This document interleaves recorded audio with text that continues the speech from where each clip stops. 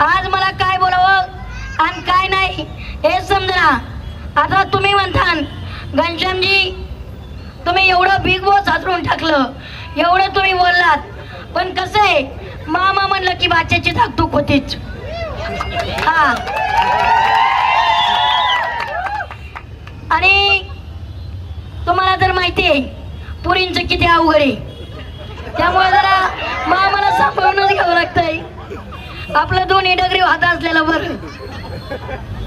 आणि एक सांगायचं वाटतं, सगळेच म्हणतात घनश्यामचा आवाज लय भारी, घनश्याम दिसतो लय भारी, पण मी मात्र म्हणेन निलेश गारे मामाच लय भारी. आणि आज त्यांचं महाराजा मित्र मंडळासाठी मनातून द्यावे तेवढे धन्यवाद कमीचे. आज